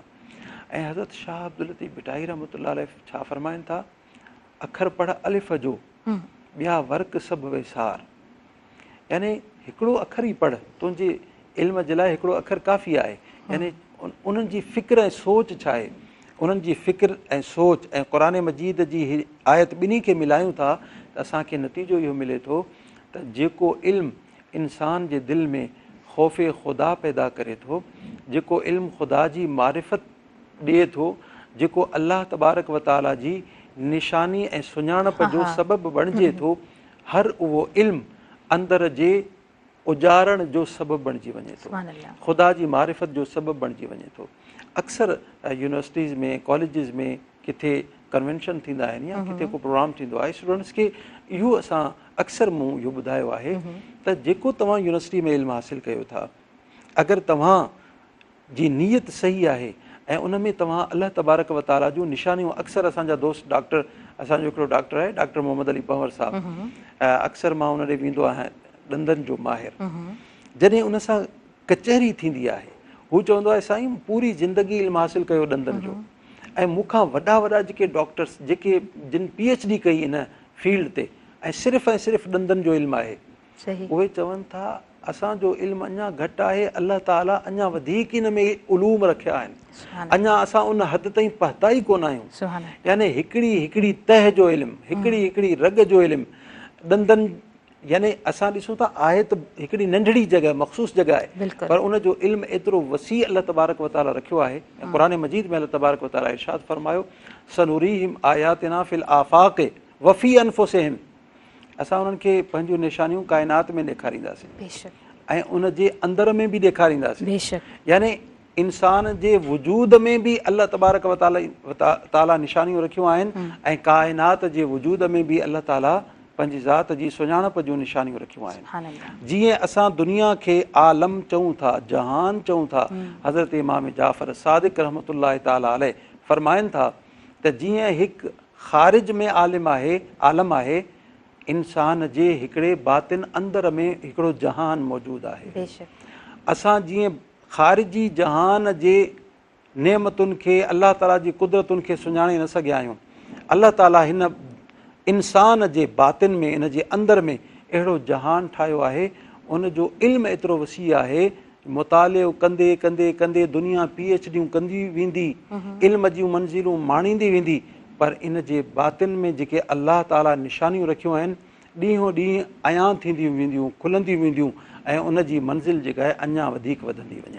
सुभान त इंसान खे जेको इल्मु अल्लाह ताला जो ख़ौफ़ उन जे दिलि में पैदा करे थो, मारिफत पैदा करे थो, उहो असल में इल्मु आहे। हुज़ूर अलैहिस्सलातु वस्सलाम जिन इरशाद फरमायो, अल इल्मु मख़ाफ़तुल्लाह औ कमा क़ाल, इल्मु ख़ौफ़ ख़ुदा जो नालो आहे। जंहिं इल्म सां ख़ौफ़ ख़ुदा दिलि में पैदा न थिए उहो इल्मु कोन्हे, उहा ॿी का शइ थी सघे थी। उहो तव्हांजे जेका डिग्री मिली उहा इल्मु पढ़ण जी रसीद थी सघे थी, सही ॻाल्हि आहे। तव्हांजे मुआश जे लाइ रसीद जो सबबु बणिजी सघे थी, तव्हांजे नौकिरी जे सनद बणिजी सघे थी, पर इल्मु उनखे असां नथा चई सघूं, छो जो इल्मु उनजी डेफिनेशन इहा आहे त उहो दिलि में ख़ौफ़ ख़ुदा पैदा कंदो आहे। सुभान अल्लाह, सुभान अल्लाह, माशाअल्लाह। अच्छा अल्लामा साहब, ॿियो बि त हिकिड़ो स्टैग्मा पाण इन खे चऊं, पंहिंजी सोसाइटी में ईअं आहे त कोई जेकॾहिं दीनी इल्मु हासिलु करणु चाहींदो आहे, को नौजवान आहे ऐं उहो त ज़ाहिरी ॻाल्हि आहे पोइ उहो हुलियो रखंदो आहे, दाढ़ी मुबारक रखे थो ऐं उन तरीक़े सां पंहिंजो पाण खे पेश करे थो, त उनखे बि क्रिटिसाइज़ कयो वेंदो आहे। मां चाहींदसि त इन बाबति बि अॼु ॻाल्हायो, मतिलबु एतिरनि प्रोग्राम्स में असां इन तरह का ॻाल्हि कोन कई आहे, त पोइ कुझु माण्हू वरी शर्मिंदगी जेके, छाकाणि त उहा नौजवानी वारी उमिरि हूंदी आहे, ज़ाहिरी ॻाल्हि आहे कॉन्फिडेंस डाउन थींदो आहे, माण्हू चाहींदो आहे त वेल कॉन्फिडेंट असां हुजूं, त पोइ वरी काफ़ी नौजवान उन खां पोयां हटी वेंदा आहिनि ऐं मॉडर्न पंहिंजो पाण खे बणाइणु चाहींदा आहिनि। जी प्लीज़। इन में मुख़्तलिफ़ ॻाल्हियूं आहिनि, ज़िक्र करे सघजनि थियूं, पर मां बिल्कुलु पर्दे में रही करे इहे अल्फाज़ इस्तेमालु कंदुसि, यानी कि अहिड़ो को बि जुमिलो इस्तेमालु न कंदुसि जेको कंहिंजी दिलि आज़ारी जो सबबु बणिजे। दुनिया में जेके इंसान मौजूदु आहिनि, इंसान जंहिं हालत में, जंहिं हैसियत में अल्लाह तबारक व ताला पैदा कयो आहे, मेल खे या फीमेल खे, उन जी जिस्म जी जेका साख़्त आहे, उन जे जिस्म जो जेको ढांचो आहे, अल्लाह तबारक व ताला पंहिंजी मर्ज़ी ऐं मंशा सां उनखे तख़लीक़ फरमायो आहे, ऐं उन तख़लीक़ में तब्दीली करणु इहो इंतिहाई वॾो गुनाह ऐं गुनाह कबीर आहे। ऐं क़ुरान मजीद में अल्लाह ताला इरशाद फरमायो, ला तब्दील लिख़ल्क़िल्लाह, अल्लाह ताला जी ख़िलक़त में, यानी अल्लाह ताला जेका शइ ख़ल्क़ी आहे उन में तव्हां तब्दीली नथा करे सघो, छो त तव्हां हिन पंहिंजे वजूद जा मालिक न आहियो। बेशक हिन वजूद जो मालिक बि अल्लाह सुब्हानहू व तआला उहो ई ख़ालिक ऐं मालिक आहे। असां अगरि पंहिंजी आङुर तलफ़ कयूं, असां नथा करे सघूं, इहो गुनाह आहे। पंहिंजो हथु तलफ़ कयूं, पंहिंजी अख खे तलफ़ कयूं, इहो गुनाह आहे। ॾाढ़ी जेका आहे या अल्लाह तबारक व तआला तख़लीक़ में शामिल कई आहे, तॾहिं इंसान में अचे थी, ऐं इन खे वरी हुज़ूर अलैहिस्सलातु वस्सलाम पाण बरक़रार रखियो आहे पंहिंजे जिस्म मुबारक ते, पंहिंजे चेहरे मुबारक ते, ऐं वरी इन वारनि खे वधाइण जो हुकुम ॾिनो आहे। जी जी। अच्छा अल्लामा साहब, ॿीहर इंटरप्ट कयो आहे, ब्रेक वठां थी, पोइ कंटिन्यू कयूं था। नाज़रीन, साहीअ जो वक़्तु थी वियो आहे। नेल्सन पेंट्स जो साथ मौजूदु आहे। नेल्सन पेंट आला मयाज नेशनल पेंट ब्रांड आहे, रंग ज़िंदगी जो, ऐं साथ क्विज़ जो मौजूदु आहे ट्रांसमिशन खे अव्हां ताईं पहुचाइण में। क्विज़ ऐं रमज़ान, ताज़गी ऐं मिठास जो बहितरीनु मिलाप, क्विज़ ज़ाइके जी रिवायत, हर घर जी सुञाणप। काॾे न वञिजो, ॾिसंदा रहिजो अज़मत रमज़ान।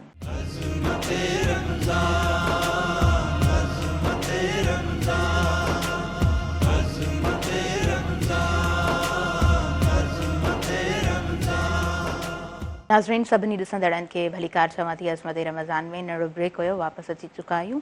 नेल्सन पेंट्स जो भरपूर साथ मौजूदु आहे अज़मत रमज़ान इन ट्रांसमिशन खे अव्हां ताईं पहुचाइण में। नेल्सन पेंट आला मयार जो नेशनल पेंट ब्रांड आहे। रंग ज़िंदगी जो ऐं क्विज़ जो बि भरपूर साथ मौजूदु आहे। क्विज़ ज़ाइके जी रिवायत हर घर जी सुञाणप। जी अलामा साहब वधीक वक़्तु नथी वठां, मां चाहींदसि त तव्हां कंटिन्यू कयो। जी बिल्कुलु, मूं गुज़ारिश पे कई त इहा अल्लाह तबारक व तआला जी ख़लक़ियल शइ आहे, हुज़ूर अलैहिस्सलाम जे चहिरे ते मौजूदु आहे। हुज़ूर अलैहिस्सलाम इन खे रखण जो हुकुम ॾिनो आहे। हज़रत मूसा अलैहिस्सलाम जे चहिरे ते, हज़रत हारून अलैहिस्सलाम जे चहिरे ते, सभिनी नबियनि जे चहिरे मुबारक ते इहे ॾाढी मुबारक जा वार जेके आहिनि इहे मौजूदु हुया। ऐं असां अगरि ॾिसूं था त कंहिं बि इंसान जो जेको ज़ाहिर आहे न, उहो ज़ाहिर एतिरी अहमियत नथो रखे। उन इंसान जे अंदरि जेका सलाहियत आहे, उनजो जेको किरदारु आहे, उनजी जेका सीरत आहे, उहा वधीक अहम आहे। यानी अगरि उनखे को क्रिटिसाइज़ करे थो, उहो पंहिंजे ज़र्फ़ खे ज़ाहिर करे थो, पंहिंजी तरबियत खे ज़ाहिर करे थो। यानी उनखे मथां उनखे जेको टोकणु आहे या उनखे क्रिटिसाइज़ करणु आहे, उहो त ॾुख में मुब्तला थिए थो या नथो थिए, उहो अलॻि मैटर आहे। पर तव्हां पंहिंजे ज़र्फ़ खे ज़ाहिर करे छॾियो, पंहिंजे घर जी तरबियत खे ज़ाहिर करे छॾियो। उहो इंसान कहिड़ो इंसान आहे जेको ॿिए इंसान जे बजाए ख़ुशी जो सबबु बणिजे, उनजी तकलीफ़ जो सबबु बणिजे थो। इंसान त उहो ई हूंदो आहे जेको ॿिए इंसान खे ख़ुशी पहुचाए, उनजी ख़ुशी जो सबबु बणिजे। ईअं न थिए जो उनजे कंहिं जुमिले सां, उनजे कंहिं अमल सां उनखे तकलीफ़ पहुचे। त इहो बिल्कुलु मुज़म्मत जोॻो अमल आहे क़तअन।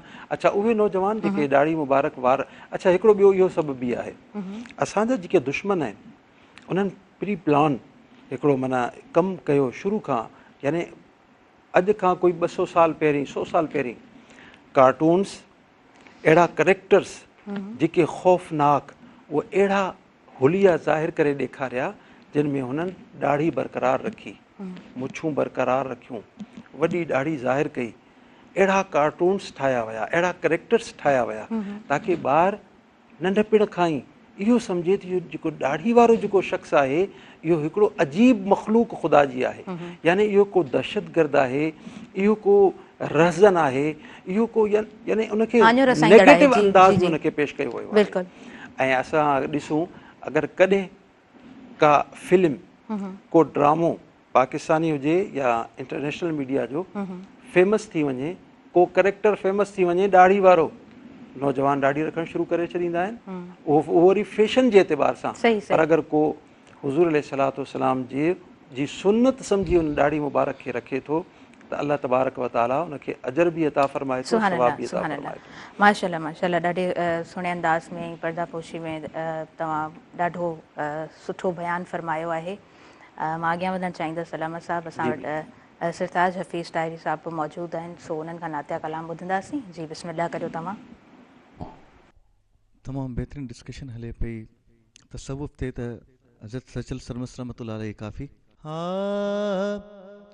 हूँ मैं यार दी घड़ोली भर दी, हाँ मैं यार दी घड़ोली भर दी, हिक अल्लाह कनू में डर दी, हिक मौला कनू में डर दी, हाँ मैं यार दी घड़ोली भर दी, हाँ मैं यार दी घड़ोली भर दी, हाँ हिक अल्लाह कनू में डर दी, हिक मौला कनू में डर दी, हाँ मैं यार दी घड़ोली भर दी, हाँ मैं यार दी घड़ोली भर दी। हाँ हसन हुसैन अली दा जाया, हाँ हसन हुसैन, हो हसन हुसैन अली दा जाया, हो बार उमत दा सिर ते चाया, साईं बार उमत दा सिर ते चाया, मैं गोली शाह दर्दी, मैं बानी शाह दर्दी, हाँ मैं यार दी घड़ोली भर दी, हाँ मैं यार दी घड़ोली भर दी, हिक अल्लाह कनू में डर दी, हिक मौला कनू में डर दी, हाँ मैं यार दी घड़ोली भर दी, हाँ मैं यार दी घड़ोली भर दी। हाँ पीर पीरा हजरत मीरा, हो पीर पीरा, हाँ पीर पीरा हजरत मीरा, ओ नाम जंदे ते टुटिया जंजीरा, सही नाम जंदे ते टुटिया जंजीरा। मैं हर दम रब रब कर दी, मैं हर दम रब रब कर दी, हाँ मैं यार दी घड़ोली भर दी, हाँ सुन यार दी घड़ोली भर दी। एक अल्लाह कनू में डर दी, एक मौला कनू में डर दी, हाँ मैं यार दी घड़ोली भर दी, हाँ सुन यार दी घड़ोली भर दी। सचल सारा नूर इलाही, हाँ सचल सारा, हो सचल सारा नूर इलाही, हो अली वली दी है हमराही, हाँ अली वली दी है हमराही। मैं मुर्शिद कामिल कर दी, मैं मुर्शिद हादी कर दी, हाँ मैं यार दी घड़ोली भर दी, हाँ सुने यार दी घड़ोली भर दी। एक अल्लाह कनू में डर दी, एक मौला कनू में डर दी, हाँ मैं यार दी घड़ोली भर दी, हाँ। सुभानअल्लाह, माशाल्लाह माशाल्लाह। ॾाढो ख़ूबसूरत आवाज़। ऐं माह रमज़ान जो अलावा साहब महीनो आहे त कंहिं वक़्तु कंहिं बि कंडीशन में असां हूंदा आहियूं त सुस्त थी वेंदा आहियूं, पर वरी ख़ूबसूरत जॾहिं आवाज़ हूंदो आहे त वरी एनर्जेटिक थी वेंदा आहियूं। अच्छा, वक़्त जूं घड़ियूं बिल्कुलु वधीक इजाज़त कोन पियूं ॾियनि। अलामा साहब मौजूदु आहिनि, तशरीफ़ फरमा आहिनि अज़मत रमज़ान में। लास्ट में इन शॉर्ट तव्हां खां असां मैसेज वठंदासीं। अलामा साहब छा मैसेज ॾींदव अॼु जे ॾियारे ते? क़ुरान मजीद में अल्लाह सुब्हानहु व तआला इरशाद फरमायो, वमन युदलिल फलन तजिद लहू वलियन मुर्शिदा। ऐं जंहिंखे अल्लाह तबारक व तआला गुमराह करणु चाहे, गुमराह कंदो आहे त उनखे न वली अता फरमाईंदो आहे, न कोई मुर्शिद रहबर कामिल अता फरमाईंदो आहे। यानी गुमराही जो इहो सबबु आहे, उनखे को रहबर कोन मिलंदो, अल्लाह ताला जो को वली, अल्लाह जो दोस्त, उनजी सोबत उनखे कोन मिलंदी। क़ुरान मजीद जी हीअ आयत असांखे ॿुधाए रही आहे त असां ज़िंदगी में कंहिं वली कामिल जी सोबत ज़रूरु अख़्तियार कयूं, ऐं असांजो को रहबर ज़रूरु हुजे जंहिंजी असां ॻाल्हि मञूं ऐं उन जे पैरवी अख़्तियार कयूं, जेको असांखे चङाइनि जो हुकुम ॾिए थो ऐं बुराइनि खां पासे करण जी तरग़ीब ॾिए थो। असां उन जी सोबत अख़्तियार कयूं ऐं उन जी दिलि में ख़ुदा जी मारिफत ऐं मुहबत हुजे, मख़लूक़ ख़ुदा सां प्यार जो जज़्बो हुजे ऐं मख़लूक़ ख़ुदा जी सहूलत ऐं उन जी जेका तरक़ी आहे उन जी फ़िक्र उन जे ज़हन में शामिल हुजे, त अहिड़े वली कामिल जी सोबत ज़रूरी आहे। ऐं हिन दौर में ख़ासि तौर ते अल्लाह ताला जे वलीअनि जी सोबत ऐं उन्हनि जी संगत ऐं उन्हनि जी पैरवी लाज़मी ज़रूरी आहे, ताकी दुनिया में अमन क़ाइमु थी सघे, आशिकी क़ाइमु थी सघे, असां में भाइपी ऐं भाइचारो क़ाइमु थी सघे ऐं उम्मत मुस्लिमा में वहदत जो हिकिड़ो जेको पैगाम आहे उनखे अमली जामो जेको आहे उहो पाराए सघिजे। आमीन आमीन। वहदहू ला शरीक लहू, ये हिकिड़ा ये हक़, ॿियाईअ खे बख जिन विधो से विरसिया। यकीनन जेके ॿियाई जी तरफ़ विया उहे बर्बाद थी विया, उहे हलाक थी विया। अल्लाह तबारक व तआला असांखे अवां सभिनीनि खे सही राह ते आणण जी तौफ़ीक़ अता फ़रमाए। अलामा साहब, अवां जे वक़्तु ॾियण जी थोराइती ऐं ॾाढो ख़ूबसूरत मैसेज अवां जी ज़ुबानी। हूअं त ॾाढो ख़ूबसूरत पूरो प्रोग्राम अवां जी प्रेज़ेंस में असांजे तमामु व्यूवर्स ताईं पहुतो आहे। अमीं मेहमान बणिजा नेल्सन पैंट्स जा। उनखां अलावा जनाब सरताज हफ़ीज़ ज़ाहिरी साहब प्रोग्राम में हिन ट्रांसमिशन में मौजूदु रहिया। अवां जे वक़्तु ॾियण जा थोराइता आहियूं। अज़मत रमज़ान में अवां जी प्रेज़ेंस बि वैल्यूएबल रही। ॿिन्हिनि महिमाननि जी शुक्रगुज़ार आहियां, एंटायर टीम जी शुक्रगुज़ार आहियां। नाज़रीन, अज़मत रमज़ान जॾहिं अवां ताईं ख़ूबसूरत अंदाज़ में पहुतो त हिन पूरे प्रोग्राम खे अवां ताईं पहुचाइण में साथ मौजूदु रहियो नेल्सन पैंट्स जो। नेल्सन पैंट आला मयार जो नेशनल पैंट ब्रांड आहे, रंग ज़िंदगी जो, जेको 25% एक्स्ट्रा अव्हांखे कवरेज ॾींदो आहे। त जीअं घटि पैंट जे मिक़दार में अवी वधीक जॻह खे रंग करियो ऐं ख़ूबसूरत पंहिंजे घर खे बणायो। नेल्सन पैंट गुज़िरियल 25 सालनि खां पंहिंजे सारिफ़ीन खे आला मयार जो पैंट फ़राहम करे रहियो आहे, छाकाणि जो नेल्सन पैंट खे ख़बर आहे त तव्हां लाइ तव्हांजो घर सभ खां अहमियत जोॻो आहे, अव्हांजे लाइ अव्हांजो घर सभ खां वधीक ख़ासि आहे। उनखां अलावा अज़मत रमज़ान अव्हां ताईं पहुतो क्विज़ जे सहकार सां। क्विज़ ऐं रमज़ान ताज़गी ऐं मिठास जो बहितरीनु मिलाप रमज़ान मुबारक में इफ्तार हुजे या सहर, क्विज़ जो लसी शरबत हर ढुक खे मिठास सां भरियो छॾे। क्विज़ ज़ाइके जी रिवायत हर घर जी सुञाणप। नाज़रीन, मुंहिंजे आयल मोज़िज़ महिमाननि खे इजाज़त ॾींदो, मुंहिंजी इंटायर टीम खे इजाज़त ॾींदो, मूंसां गॾु पंहिंजी दुआउनि में भरपूर यादि रखंदो। अल्लाह निगहबान। वेंदे वेंदे ख़ूबसूरत आवाज़ अव्हां ताईं पहुचाईंदा वेंदासीं ऐं उहो ख़ूबसूरत आवाज़ हूंदो सरताज हफ़ीज़ ताहिरी साहिब जन जो। जी बिस्मिल्लाह करियो। ला ला ला ला जी भला हुशल सिंधड़ी आबाद हुजे, वञी छो वणकार तूं त हित न गोली हो त खेमिया, तो जो साण हो भाइयो सो बारो चोबे पार। हाणे उथ ससुई बध संधरो तूं पेच पुन्हू असां पार। हाणे लाए नेण निहार त तो में देरो दोस्त जो हो पेरे पवंदी सान चवंदी सान, पेरे पवंदी सान चवंदी सान। रही वञ रात बंभोर में अल्लाह, रही वञ रात बंभोर में पेरे पवंदी सान। भलो मिया उठत आर्य जाम जाला, ला ला ला ला ला। भलो मिया उठत आर्य जाम जाला, आर्य जाम जा घोटल जाम जा सोहण जाम जा, आर्य जाम जा वागू वठंदी सान चवंदी सान। रही वञ रात बंभोर में अल्लाह, रही वञ रात बंभोर में। भलो मिया अदियूं शाह लतीफ़ चैला, ला ला ला ला ला। भलो मिया भिट जो घोट लतीफ़ चे मिया, घोट लतीफ़ चे लाल लतीफ़ चे, अदियूं लतीफ़ चे जेदियूं लतीफ़ जे।